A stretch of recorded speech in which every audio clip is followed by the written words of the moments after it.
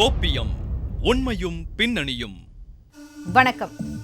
முல்லை முள்ளால் தான் எடுக்க முடியும் என்பதைப் போல இன்றைக்கு அதிகரித்து வரும் சமூக விரோதிகளை கட்டுப்படுத்த அவர்களின் வழியில் சென்றால்தான் முடியும் என்பதை அறிந்த காவல்துறையினர் ரவுடிகளின் மொழியில் பேசும் விதமாக எடுத்த அதிரடி நடவடிக்கைகளில் திண்டுக்கல் ரவுடிகளுக்கு பாடம் புகட்டிய சம்பவத்தை பற்றியும், கணவரை கொன்ற ரவுடிகளை காத்திருந்து மனைவியே பழிவாங்கிய பயங்கர சம்பவத்தை பற்றியும் இன்றைய கோப்பியம் நிகழ்ச்சியில் பார்ப்போம்.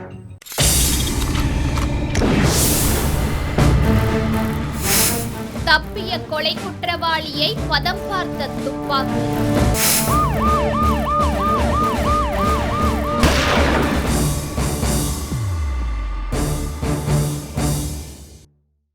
நடக்கும் என்கவுண்டர்களை பார்க்கும்போது இது ரவுடிகளுக்கு போதாத காலம் என்று தான் கூற வேண்டும்.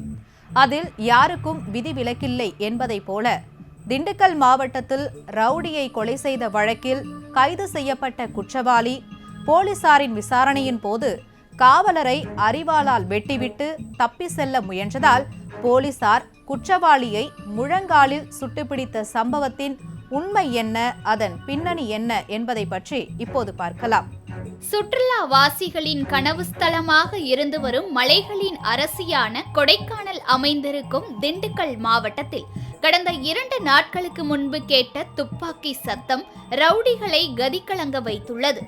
எப்போதும் சுற்றுலா வாசிகளால் உற்சாகமாக காணப்படும் திண்டுக்கல் கடந்த 2 நாட்களுக்கு முன்பு போலீஸ் எடுத்த அதிரடி நடவடிக்கையால் ஒருவிதமான பதற்றம் காணப்பட்டாலும் மக்களின் முகத்திலோ ஒருவிதமான நிம்மதியை உணர முடிந்தது. காரணம், பல்வேறு குற்ற செயல்களில் ஈடுபட்டு வந்த பிரபல ரவுடியும் கொலை குற்றவாளியான ரிச்சர்ட் சச்சினுக்கு போலீசார் துப்பாக்கியால் கற்பித்த பாடம்தான். ஆம், கடந்த செப்டம்பர் மாதம் திண்டுக்கல் பேருந்து நிலையம் எதிரே உள்ள ஸ்பென்சர் காம்பவுண்டிற்கு அருகே இருசக்கர வாகனத்தில் வந்த ரவுடி இர்ஃபான் மற்றும் அவரது நண்பனை பின்தொடர்ந்து வந்த அடையாளம் தெரியாத 2 பேர் அவர்கள் எதிர்பாராத விதமாக திடீரென அரிவாளை எடுத்து நடத்திய திடீர் தாக்குதலில் ரவுடி இர்ஃபான் முகம் சிதைக்கப்பட்டு சம்பவ இடத்திலேயே கொடூரமாக கொலை செய்யப்பட்டான். இதனையடுத்து பலத்த காயமடைந்த இர்ஃபானின் நண்பனான முகமது அப்துல்லாவிற்கு பலத்த காயம் ஏற்பட்ட நிலையில் அப்துல்லாவை மீட்ட போலீசார் திண்டுக்கல் அரசு மருத்துவக் கல்லூரி மருத்துவமனையில் சிகிச்சைக்காக சேர்த்தனர்.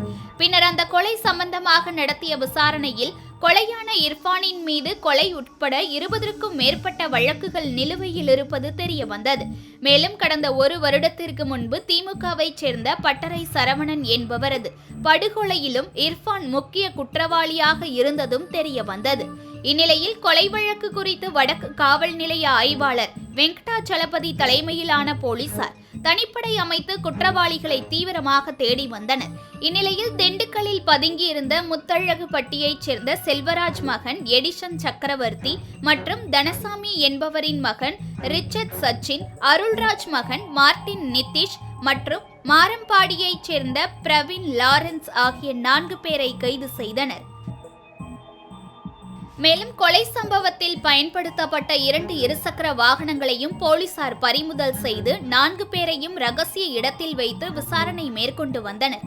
அதில் முதல்கட்ட விசாரணையில் கடந்த 1 வருடத்திற்கு முன்பு திமுகவை சேர்ந்த பட்டறை சரவணன் என்பவரை கொலை செய்யப்பட்ட வழக்கில் 2 குற்றவாளியான இர்ஃபானை தொடர்ந்து கண்காணித்து பள்ளிக்கு பள்ளியாக கொலை செய்திருப்பது தெரிய வந்தது.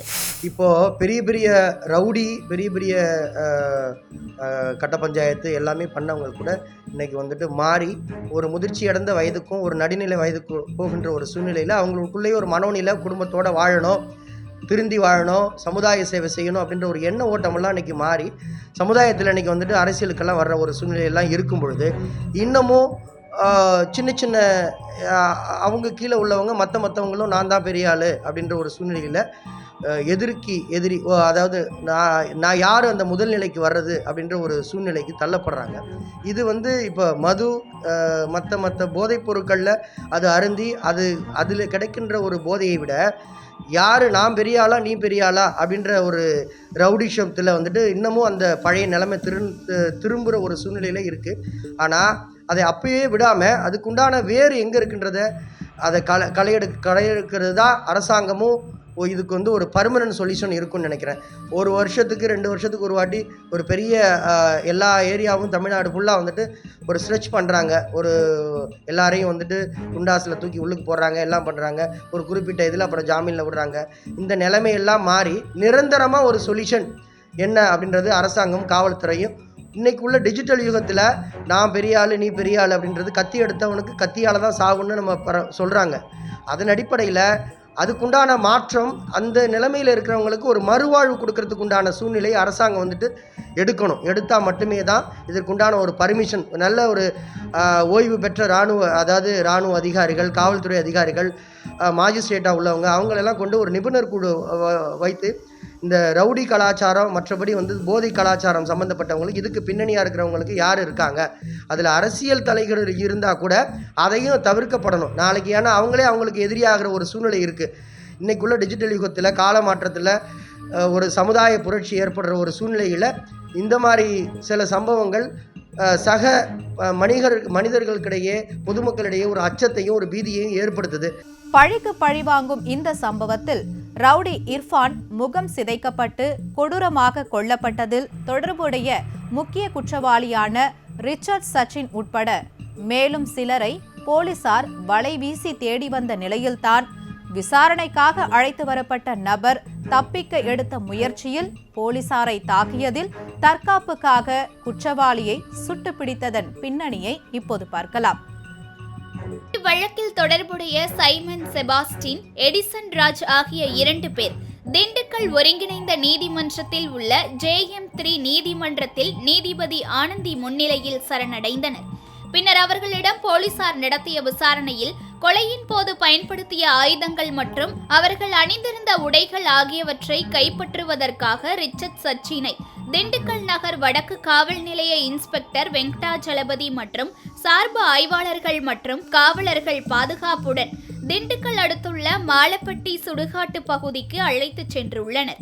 அப்பொழுது அங்கு கொலை குற்றத்திற்காக பயன்படுத்தி மறைத்து வைத்திருந்த அரிவாளை எடுத்து ரிச்சர்ட் சச்சின் காவலர் அருண் பிரசாத்தின் இடது கையில் வெட்டிவிட்டு தப்பியோட முயன்றுள்ளார். அதனை சற்றும் எதிர்பாராத ஆய்வாளர் வெங்கடாச்சலபதி தனது கை துப்பாக்கியால் ரிச்சர்ட் சச்சினின் வலது காலில் முட்டிக்கு கீழே சுட்டுள்ளனர்.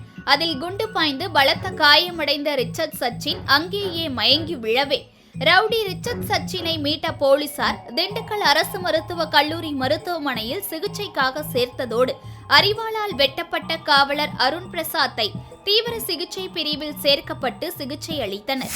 திண்டுக்கல் மாவட்டத்தில் கடந்த 28ஆம் தேதி செப்டம்பர் 28ஆம் தேதி ஒரு வாலிபர் கொலை செய்யப்பட்டார். அது சம்மந்தமாக அந்த அக்யூஸ்டை பிடிக்கிறதுக்கு ஒரு 4 தனிப்படை அமைச்சு நம்ம தேடிட்டு இருந்தோம். அதில் நேற்று இரவு நமக்கு துப்பு கிடச்சிது. அதில் இன்வால்வ் ஆன ஒரு அக்யூஸ்ட் சம்மந்தமான டீட்டெயில்ஸு. அது சம்மந்தமாக நம்ம இன்ஸ்பெக்டர் அவரை அரெஸ்ட் பண்ணுறாரு. பண்ணிவிட்டு அவர் அந்த மறைத்து வைத்திருந்த ஆயுதங்கள், அதே மாதிரி ரத்தம் படிந்த உடைகள் அதெல்லாம் மறைச்சி வச்சுருக்கிறதா தகவலின் பேரில் அந்த இன்ஸ்பெக்டர் அண்டு அவரோட போலீஸ் பார்ட்டியோடு வராங்க. வரும்போது அதை எடுக்கும்போது அந்த அக்யூஸ்ட் அதை நம்ம ஒரு காவலர் தாக்குறாரு.